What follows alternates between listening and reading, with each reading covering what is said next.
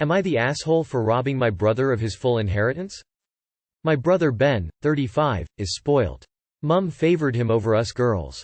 He always got what he wanted, or he threw tantrums, even at my sister's funeral. She was 16. Ben 14, me 11.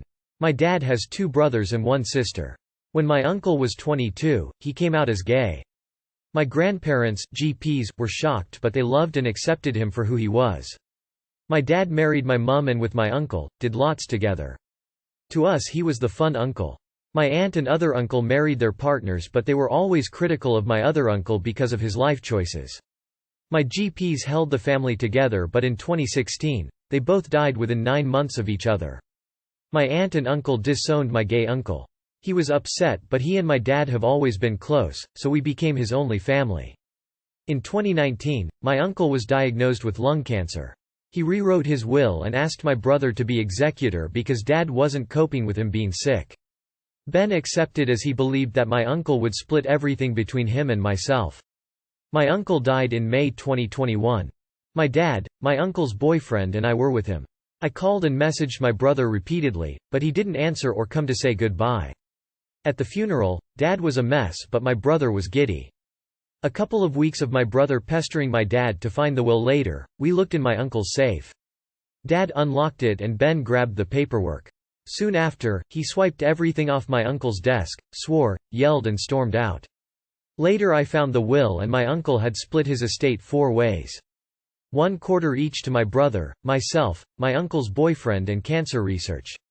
Ben was angry because he only got 1/4. He contested the will. He claimed that he only accepted the job of executor because he was promised 1/2. He believed he should get 1/2 and the other 1/2 should be split 3 ways. It went to court in October 2022. I testified, and when asked if my brother should get 1/2 of the estate because of all the work he had to do, I said no. I said my dad and I had done more than my brother helping my uncle simplify his affairs prior to his death, and that my uncle was a deliberate man, and we should respect his wishes. Ben was livid but still thought he would win. He didn't. Early December I was notified that Ben got 1/4 minus costs, and the rest of us got 1/4 each. He went nuts demanding I compensate him because I cost him his money. My mother blew up my phone with, "How could I do this to her baby?" and relatives are telling me I did the wrong thing. Mum banned me from Christmas. My parents divorced when I was 16, because of my poor behavior, and told everyone I refused to come after what I did. Ben had a nigh party and my sil sent me a message saying, "Sorry," with a picture of my photo on Ben's dartboard and a sign telling his guests to throw darts at me and to message my number and tell me I'm an aw. I only got 2 messages from his friends, so I don't think I am, but read it. Am I the asshole? Not the asshole. Your brother took an unwinnable case to court and he lost. The fact that you got asked on stand what is fair is really weird and doesn't really have anything to do with the case. Your brother lost because he took a stupid case to court, you didn't do anything. Are you sure your mom knows the same story that you tell us here? Because from what you say here there is nothing you did. Are you sure that your brother doesn't have a different version of events? Not the asshole. Go no contact with both your brother and your mother. They are not worth the heartbreak. Your mother was okay with you getting 1/8 while your brother wanted 1/2, so she can deal with getting 1/8 of your care as well. Not the asshole. Being an executor of a will doesn't mean you are even in the will. There are lawyers etc. that are executors of wills. You didn't rob anyone of anything and is a greedy sob. Not the asshole. Good riddance to bad rubbish. Am I the asshole for not inviting my stepmother to my wedding? I, 32 female, am getting married to my fiancé, 38 male, this year. My parents separated when I was 14 years old. My dad left my mum for his secretary. I'll call her Anna. After my mum was in an accident that left her badly visibly scarred, leaving her to raise my 2 sisters, both 25, twins, and me alone. This completely devastated my mum, and she was depressed for a long time. She's okay now, but she's never completely recovered.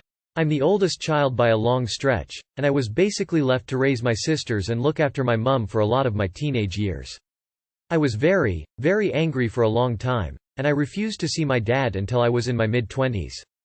Both my younger sisters were slightly too young to grasp what had happened and continued to visit him, on weekends only.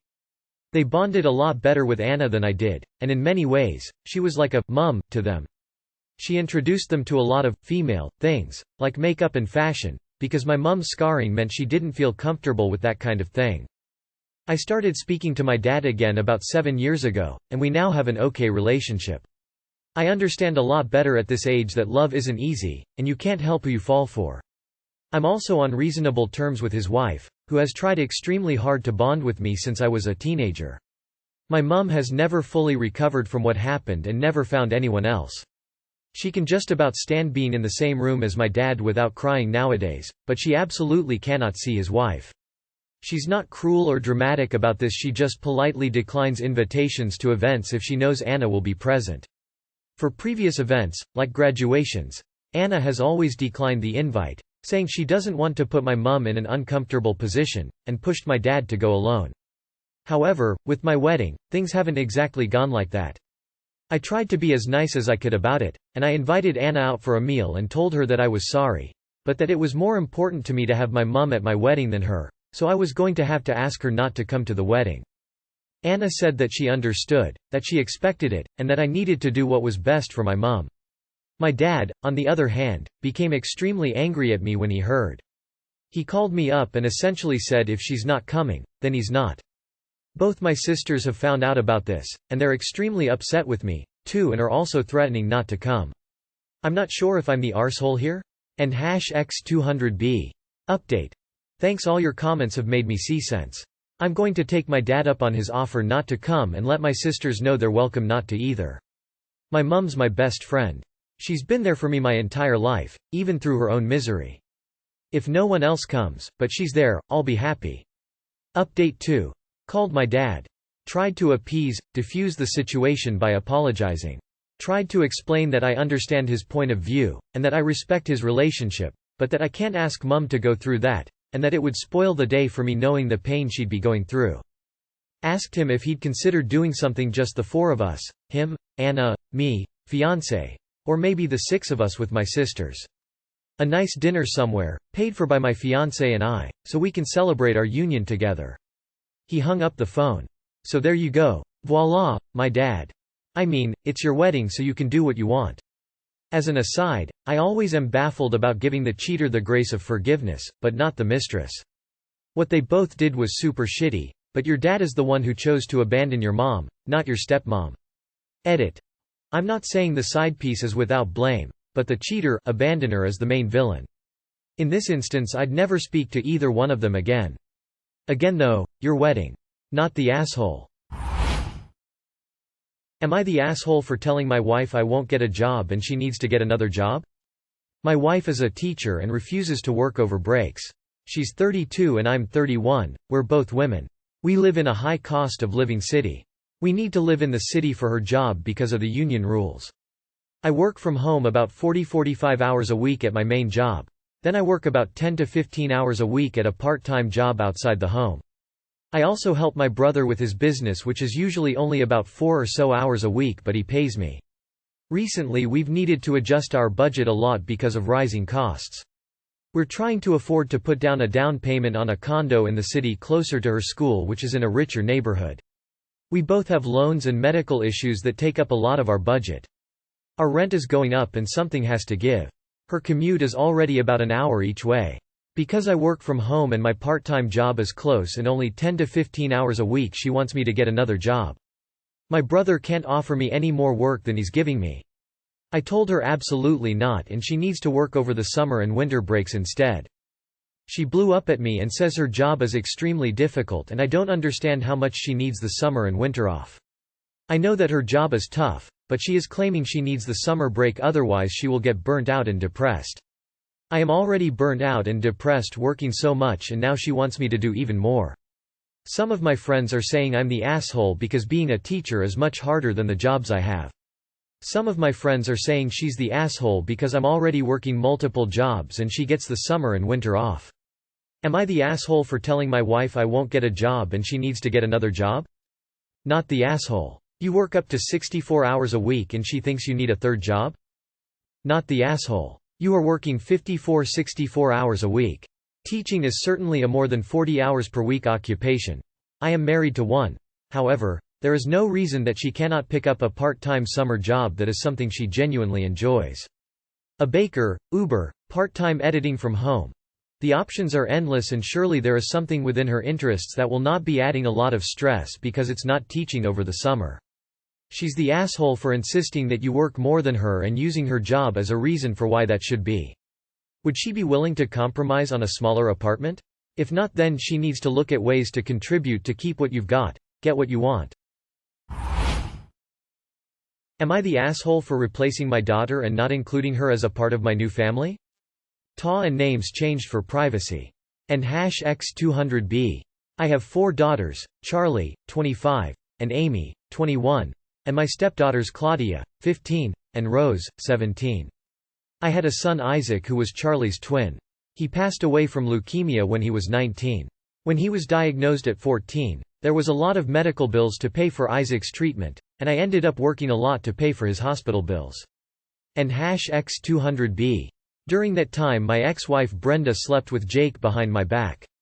I found out about the affair and we had a divorce when the twins were 15 and Amy 11. All of them knew the full story of what happened, and my ex and I had 50-50 custody. Charlie visited Brenda till she was 16, after which she stopped. We told Amy what happened when she was 14. But the thing is, Jake is quite wealthy and Amy preferred it there more because she got spoiled. She eventually chose to stay with Brenda when she turned 16. And #X200B. During this period I met Lucy. I fell in love with her and got married when the twins were 19. Isaac passed away a few months after. Lucy herself had 2 daughters Claudia and Rose, and they were both welcomed into the family. My son passed away a few months later. And #X200B. When Amy moved with her mom permanently, she cut off all ties with us. She didn't leave peacefully too. She insulted everyone in the family and left. One of the things she yelled was, "I don't want to be a part of this shish TTY family." She went NC with us too. And #X200B. On November, Jake and Brenda were charged with fraud, B&E, and apparently they were also in debt. They lost their homes and were thrown in jail. Since none of the other relatives were able to take her in, Amy came to us. I didn't want to take her in, but Lucy convinced me to let her stay for a bit till she gets back on her feet. And #X200B. Well, ever since she left there have been a lot of changes to the house.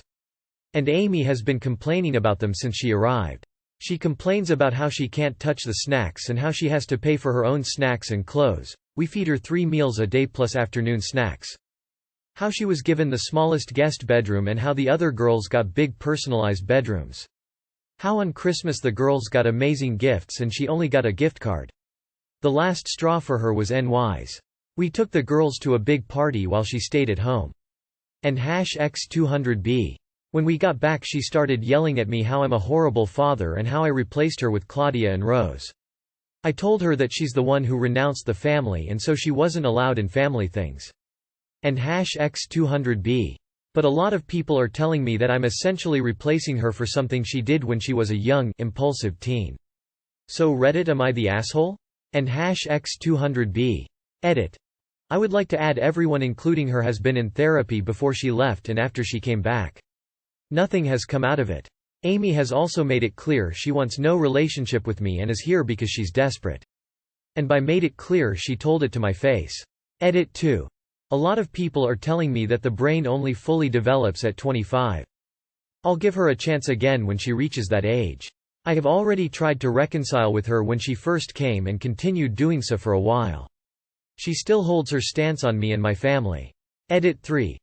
Also, for the people saying Isaac's her brother, I know. Also remember that Isaac was my son who I tried so hard to save. From this point on any question you have is answered by Charlie. Edit. Sad situation all around.